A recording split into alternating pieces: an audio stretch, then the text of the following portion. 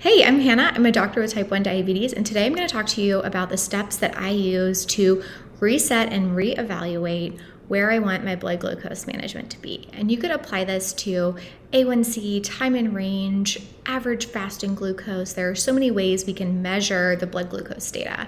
But really, the steps that I'm going to go over today are described for what to do when you're in that place where you want to shift things and you're not sure what to do next. It feels overwhelming. And these are a self-check-in of how I ask myself what to do and how I can take actionable steps that don't feel overwhelming. And I think that's important because we know that there are 100 great things we could do for our blood glucose management.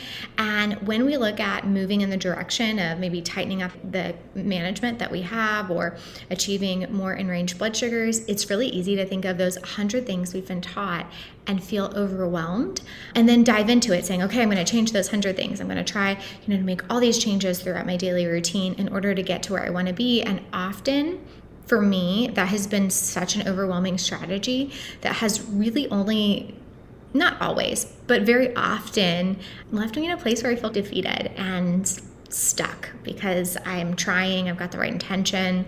At certain times throughout my life, I was able to gather knowledge that I felt was effective in order to help make changes.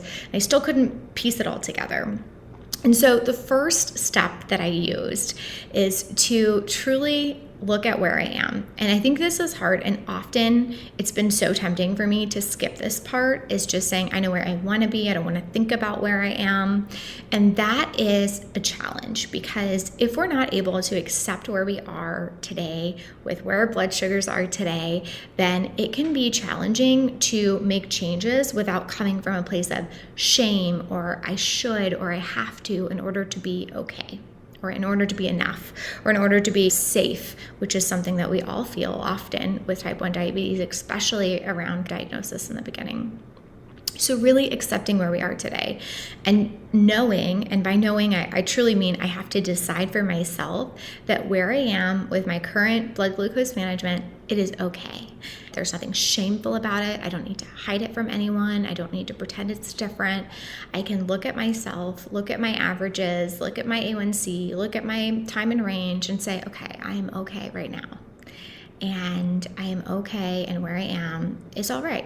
It's not where I want to be long term, but it is okay because I am safe right here. As you're watching this video, you are probably in a safe space. Now, if you're not, go see your doctor as soon as possible. Obviously, precautions there. So step number one for me is accepting where I am and taking a look at the data, not just accepting where I think I am, because I don't know about you, but I certainly assume that my blood sugars have just been awful some days where I feel like, I was on this roller coaster, I wasn't doing well, and then I look back at the data and I had looked at it through a negative lens. I had been really hard on myself, and actually my averages, my time in range, my standard deviation, which is kind of if you pick the target blood sugar you may want to have, how much you're moving above that and how much you're moving below that, and looking at the range of the swing and really taking a look at that. I think it's easy for us to look at it from a negative perspective, but also sometimes we don't. Sometimes we're on the other end of it where we are looking at it from a overly positive perspective too. And it doesn't really matter. What matters for me is that I can look at where I am and say, okay, this is what I'm working with. This is where my averages are. This is where my time in range is, and really accept it and know that I'm safe in that moment. Even if it's not ideal, even if it's not perfect or exactly where I want it to be, I'm safe and it's okay, and have a sense of acceptance with myself. That is absolutely step number one, because if I don't have that as a foundational step, as I make changes, it is so easy for it to come from a place of, I must do this to be okay. I must do this to be enough. I must do this to be safe, or it's a should. I think that it's not unusual for us to put those hard dynamics on ourselves. And I see this with so many people I know with type 1 diabetes. I don't think it's a rare thing. I think some of that perspective and the mindset around it is just our human nature reflex to try and keep ourselves as safe as possible, which is a good thing. But if we're miserable and if we're shaming ourselves all the time, we're not going to get to a place where we're living that healthy, happy life with the blood sugars that we want to have. And so step number one for me is looking at my clarity. If I use Dexcom, I can log into clarity. There have been times I've used Freestyle Libre a lot, so I'll log into my website there so I can look at my data and actually take a look at things. How are my average blood sugars overnight? What's my average blood sugar in the morning? What are my post-meal spikes looking like? Is there a meal where I consistently am not pre-bolusing and I'm having these high spikes after lunch or dinner? Or even breakfast? That was a hard one for me to figure out in the beginning. And really looking at the frequency of those spikes. And then understanding the number of lows that I'm having. Just not necessarily needing to count them up, but just saying, hey, that's more than I want to have to feel good and to feel clarity and energy throughout the day. So looking at that and having a sense of acceptance with it. And then step number two for me is to really take a look at what's going on in my life, what chapter I'm in, and picking a long-term goal. So that might be an A1C. And I find often we're still using A1C as people with type 1 diabetes, especially if we were diagnosed 10, 20 years ago, because that was the measurement for so long. But I really am encouraging people, and I'm starting to do this myself, is to look at the numbers on our data from our continuous glucose monitors and see what is that average blood glucose and what is the time in range, and really looking at the time in range specifically, because that's the time where our bodies are not stressed out from blood sugar imbalances, where we're more likely to have good energy and clarity and feel good in our bodies and get to do the things we want to do. And I think looking at that time in range number, not only do we know from data in diabetes that statistically that improves long-term health outcomes, but also I'm a huge proponent that it can improve quality of life. We can have an A1C that can look pretty low in the low 6s, 5%, but we're having tons of high spikes and tons of lows. We're constantly treating lows. It doesn't necessarily mean it's going to feel better. Now, that's not always the case. Of course, we have a lot of people with low A1Cs in the 5s and 6s that feel good and don't have a lot of lows. So it's possible, but A1C is not a solid predictor of all of those variables. So looking at that long-term goal and then trying to set one for the chapter of life that you're in. If you are doing something, I remember when I was studying for my board exams in medical school, I really wanted my blood sugars to be as best as possible during that time because I wanted as much mental clarity and focus as I could have for studying and taking the test. So for those months before, I really focused on optimizing my blood glucose management. And I was already at a place through my study schedule that I was a little bit more robotic. I had less flexibility. I was keeping to a pretty steady schedule every day. It was predictable what I was going to do the next day. And I was trying to minimize the time I spent cooking. So my meal prep was a lot more routine. I was eating the same meals over and over. And so it made it easy for me to say, okay, this is a great time for me to be able to put myself more in a box with the things that I'm following to optimize blood sugar. And it really worked and it helped me. There have been other times where I have decided I'm not going to be as focused. For example, I had a really big Christmas trip. I was at home eating food with my family that I wasn't necessarily cooking or preparing all the time. And with a lot of family members in one house, we're trying to cook for a lot of people and managing foods that I might typically not eat or haven't eaten in a long time, or that someone else made, so I'm not sure what's in it. So it's harder to accurately carb count. And then I went on this amazing trip where we were overseas and we were in London and Scotland and Paris, and the food, we didn't always know when we were going to eat. We didn't always know what we were going to eat, especially in Paris. I remember we went to a cafe to get a pastry and it was amazing. There were so many locals there. We could barely order. We neither of us on this trip spoke French, and so we just pointed at what we wanted. And what I got, I thought was like a breakfast tart, and it was actually pear and dark chocolate, but I had no idea ordering because I couldn't read the words. So talk about guessing carbs there. I couldn't even figure out what it was I was eating.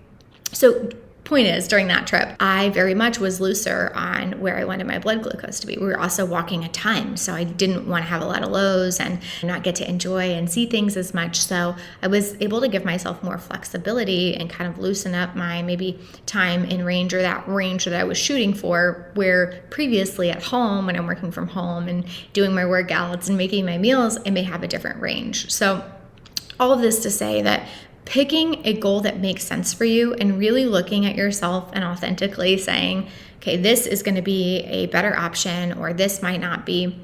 And if you're not sure what to look for, talk to your doctor, talk to a loved one who knows more about type 1 diabetes, or someone in your life who has knowledge about it that you could kind of bounce ideas off of.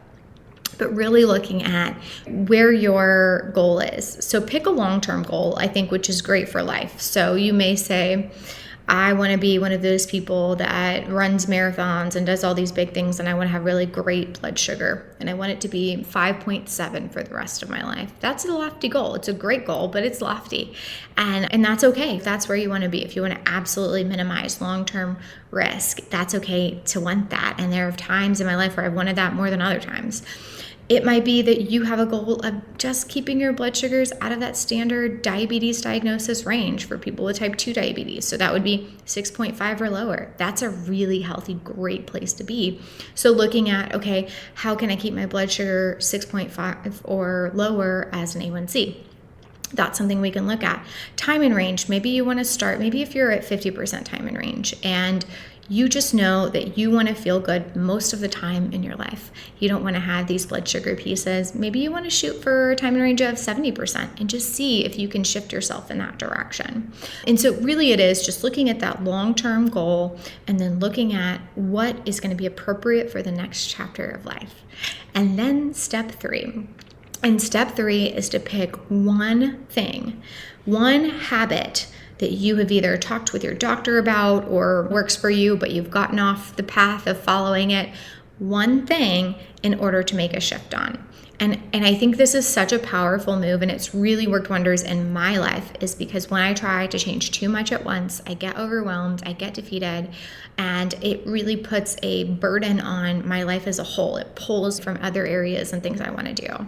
It's amazing to me. There have been times where I have implemented one small change and seen massive changes in my overall management in a positive direction. And so some of the ones that I have done this with over the years, I think one many years ago that was really a game changer for me was learning to treat lows appropriately. It is so normal for us to want to overeat when our blood sugars are low because that is what our body is screaming at us through this fight or flight nervous system mechanism to do. It's a safety mechanism. But we know, if you haven't already done this, I'd be shocked, is that it's easy to overtreat a low and then see that blood sugar spike up out of normal range into a range that might be considered higher and not feel as good. That doesn't feel good because it sets you off on this roller coaster. So really learning to treat lows appropriately for myself, that was huge. And it was learning how many carbs I needed for different types of lows. And by types of lows, I'm really talking about on a graph or a continuous glucose monitor, how quickly it's dropping, where it is.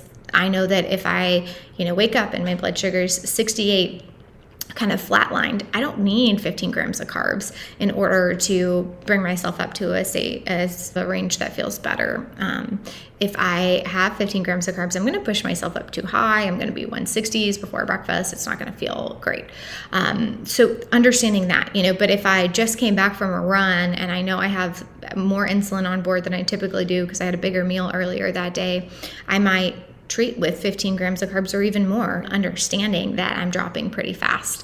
And so really just learning that for yourself, but treating lows appropriately and not over treating them is important. And so what I did in order to really get to a place where I stopped overeating was I first learned what it took in order to treat different types of lows for myself.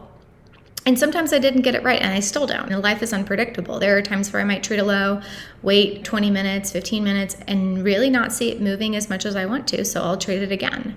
Or there will be other times where I'll treat a low thinking I've got the right amount, and I just push it too high and have to wait for it to come back down. There are all these kind of pieces there.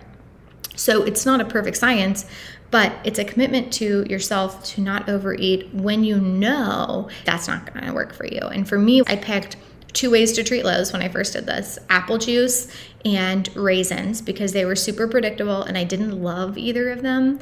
If it was something fun like Oreos or candy, it would be harder to stop eating. And so I really wanted to make sure I was picking things where it was easier for me to say, okay, I can put that down now. Especially, I know with apple juice, if I drink too much, it upsets my stomach. I'm like, oh, that was so much sugar, so much fluid. So I really picked those two things, and then I figured out about how much, like, I know if I wake up low in the middle of the night, I can grab this one shape of glass we have in our cabinet and I can pour it to a certain range on the glass where the decoration on the outside changes. There's like a little line I've learned for myself. And I can pour that amount and I can drink that and I can go back to bed and I can set a timer to check on it. And that works for me flawlessly now. Not perfectly, but pretty great. It's pretty predictable most of the time. Same thing with the raisins. I like to keep those for when I go on a walk with my dogs because apple juice is harder to carry.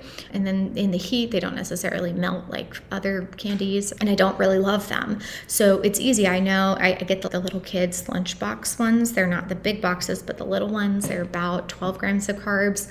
And I know, okay, I can have one of those if I'm walking because that 12 grams of carb is a high or low treatment for me, but I've got the activity on board, so it makes sense. So I just rinsed and repeat that, and it worked. And now I'm at a place where it's pretty rare that I overtreat lows. It's most common for me, I'll overtreat a low if I am hungry, if I've missed a meal and I'm just starving and I've got that on top of the other piece. So I'm like, okay, I'll treat my low and I'll start my meal and I'll bolus for it and trying to guess the bolus timing. That's really when I see it now, which is a learning experience, but treating lows appropriately was one thing that I really had to learn that helped. Another is correcting at a certain number and time. So for me, at different times it's changed, but it might be anytime I'm over 160 and it's been 2 hours since I've eaten or given another bolus, then I will do a full correction. Or anytime I'm over 200 and it's only been an hour since I've eaten or given another correction, I will do a half correction. Now, these are things I learned from my own management. It doesn't mean they will at all translate for you, but these are techniques that have been helpful, is creating these rules, almost like a little contract with myself of saying, I'm just going to do this. I'm just going to do it this way. And then if it doesn't work out, I'll treat the low or correct the high again. But at least I've got a standard of what I'm planning to do when these things happen that I learn over trial and error works for me most of the time. And that's really it, is not learning to be perfect with our diabetes care, but figuring out what's going to work predictably most of the time. And then dealing with the aftermath of when it doesn't and really having the confidence to do so in a way that keeps you safe. The other things that I've had to learn was really looking at waiting for my insulin to kick in before I start eating. That is huge for me. And this was probably the last core habit of diabetes management for me to get. It was so hard for me to pre-bolus in a way where I wasn't having lows before meals and was preventing that post-prandial spike. So the meal spike that we can see. I know if I sit down and I take my insulin and I eat an average meal at a restaurant, I am not going to have perfect blood sugars after. I really have to try and time it earlier. And that's even with the faster insulins, Fiasp, Lumjev. I love Fiasp. It definitely helps me with my pre-bolus timing, but I still have to pre-bolus most of the time, or I'm going to see my blood sugar spike up into the 200s or whatever, higher than I want it to be after every meal. And that one was a really hard one for me. It took a lot of playing with, and it took a lot of bravery to say, okay, I'm going to try this. And it may end up that I took it too early and I go a little low. And so really learning in a place where I was at home, I had that safety of low snacks in my purse if I was out, or apple juice in the fridge, just making it so that I could practice. But because I knew how to treat lows confidently and I knew how to correct highs confidently, it really helped me play with that in a way that I could find what worked for me as far as timing. So pre-bolusing before a meal, that was a really big one for me to learn. Another one that I've been playing around with more lately, and this is more because of the chapter of life that I'm in, but I notice I feel better energetically, and I get better results after my biggest meal of the day, which for me is almost always dinner, if I take a walk or plan my workout after dinner. Now, not necessarily a hard workout. This might be a little bit of low-grade aerobic cardio, or it might be lifting some weights, body weight workout, things I can do with food in my stomach. But doing that has really worked for me, is trying to plan my workouts or movement when I have food in my system. I have my dogs, and I like to walk them after lunch because that's usually when I'm going to see that blood sugar start peaking up. Ideally, won't pass 140, 160, but if it does, I'm moving, I'm walking, it's coming down quickly. So that's something I've liked, is planning with my walks, my scheduled movement that I'm going to do anyway because I'm a human and movement is good for us, and just planning it with my meal timing has been a cool thing that I've practiced that's helped me a lot. Another big one that I learned is going to bed earlier and getting more hours of sleep absolutely has helped me so much. So there was a time where I just made that my goal, was just getting more sleep and really having the discipline to turn off the screens at night, put down the to-do list, put everything away, stop getting distracted, and get myself to the bathroom to brush my teeth and start getting ready for bed. But when I can do that and I'm consistently getting good, healthy 8.5 hours of sleep a night, my blood sugars are better. There is no question. I don't see as much stress-related insulin spikes when I'm sleeping as much, and I definitely don't get that insulin resistance that can come from sleep deprivation. That was a huge thing for me that I saw very clearly when I was in medical school and working night shifts and working a lot and not sleeping well. I saw my blood sugars need a lot more insulin to stay at the same range just because I wasn't using my insulin as effectively. And then the last thing, and this is a habit that I made a small change on probably, maybe I learned this back in college when I was working at a camp for kids with type 1 diabetes, and I learned how to adjust my own basal rate. Now, whether that mean I was on shots at the time, which I've done both many times, shots or pump, but if I was on shots, that would mean my long-acting insulin, Levemir, Lantus, Jo, Tresiba, Semglee, or some of them, that I would adjust how much I was needing. And then the other would be the basal rate on the insulin pump. So how many units you're getting in the background behind your meal boluses and your corrections. And evaluating where my blood sugars were and when I needed to adjust those was probably a big breakthrough in my diabetes care, because I adjust my basal rate all the time. Now, I find that how hard I'm working out, how much I'm sleeping, how much I'm stressed out, if I'm eating really inflammatory fast food all the time, or I'm eating more whole foods, where I am on my cycle, that's a huge one. My basal rate swings massively based on what phase of menstruation I'm in. So those are all things that I now adjust quite frequently, and it works well for me. Now, I don't think we need to adjust these things day to day necessarily, but certainly in chapters when we're seeing trends. So I give myself a couple days of data. If I notice I'm consistently waking up a few points higher, or my blood sugars going up in the middle of the night instead of staying flatlined, or if I notice that my blood sugar is dropping consistently throughout the night, I'm going to back myself off that basal rate pretty fast. And that's something I've learned to do. I also have a medical degree and a medical license, and I've been well trained in this. So it's not something that necessarily you will be able to do immediately or have the understanding of what to look for, but it is a skill that is learnable, and it's something that you could talk to your own physician or your prescriber about and ask them whether or not they feel like you're at a place where you can do that, and what to look for, and get their feedback on what they think, because often that freedom and the flexibility of adjusting that is the basis and the foundation for really getting the blood glucose management that we want to prevent frequent lows or frequent highs. So all this to be said, those 3 steps were: 1, accept where you are; 2, pick a long-term goal and then evaluate a short-term goal for the chapter that you're in; and then 3, pick one small habit and start implementing that. Something you've done before that's worked for you, or something you've been told to do by someone you're working with that you haven't been able to implement yet. Just one thing that can make a big bang for your buck. So I hope this was helpful. This is really what's worked for me. Again, the mindset of not forcing myself to do these things so that I can be safe, so that I can be enough, so that I can be good. None of that, like really accepting that I'm okay where I am and making changes out of love for myself, because I want to experience life better today and in the future.